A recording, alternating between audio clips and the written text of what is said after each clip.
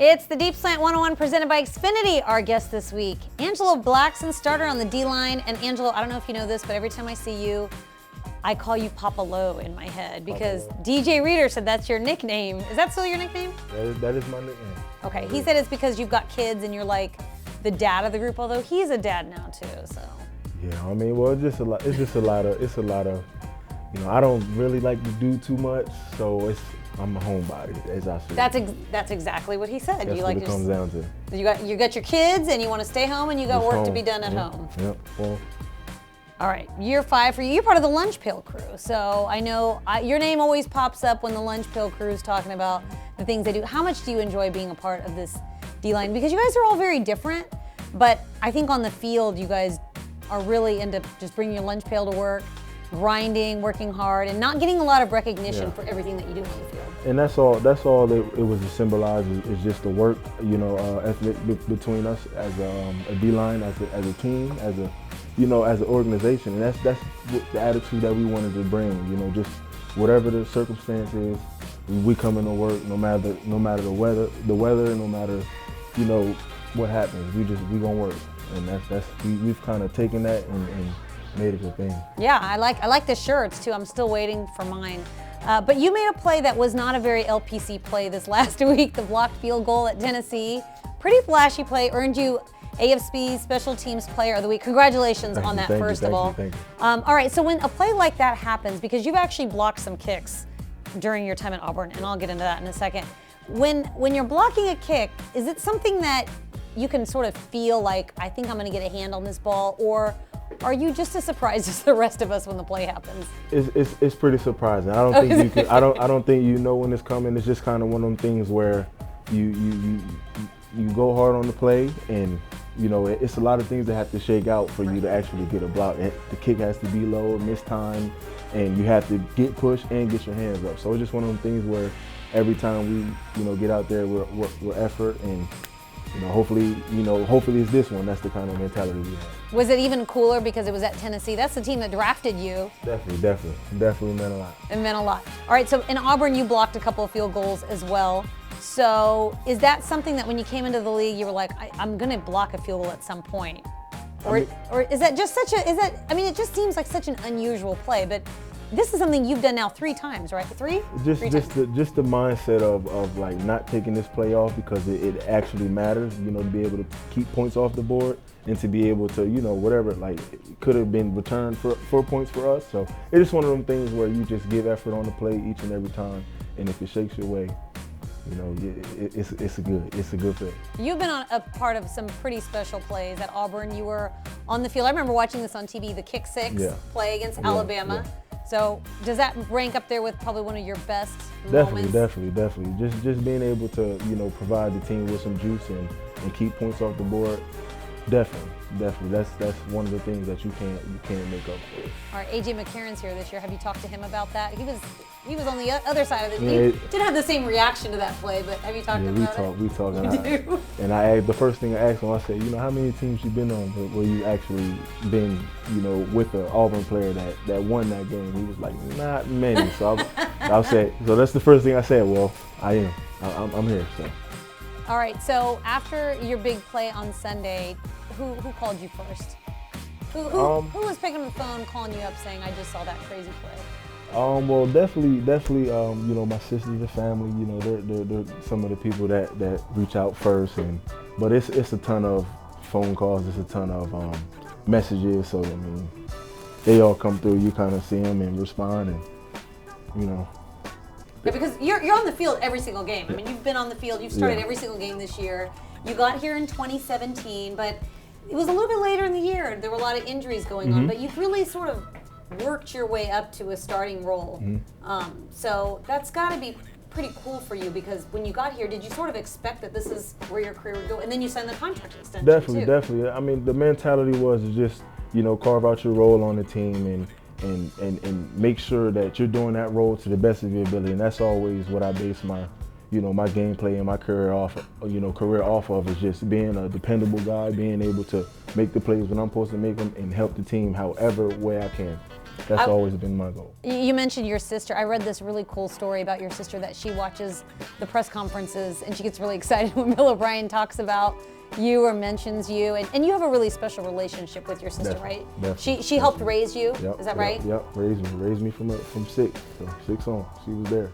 So does she watch all of your? Has she been able to come to any of your games? She's actually moved down here, so we've been able That's so neat. We've been able to get her to some games, and even when she was back home, she was able to get to some games, and that's all you can ask is, a lot has to happen. The schedules has to match and things like that. So it's just good to be able to have her and family down here actually being able to be with them and closer with them. So you grew up in Delaware, from Delaware to Texas, and now you've got your family here. What do they think about Texas? I mean, they love it. I mean, that's the first thing I told them. I said, you're gonna love it. It's compared to Delaware, it's ginormous.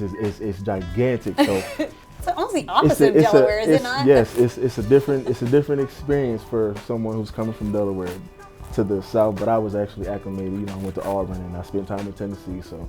But they love it. They love it. So they love it. I think it's really neat that you're able to have your family all with you and celebrate these big moments for you. Your sister, you said she helped raise you. How cool is it now that she's down here and you can sort of, get to spend time with her now that you're successful and you're an NFL player in the league? It's awesome. It's awesome being able to see my family and being able to provide for them and take care of them in the ways that I can, because I know my family.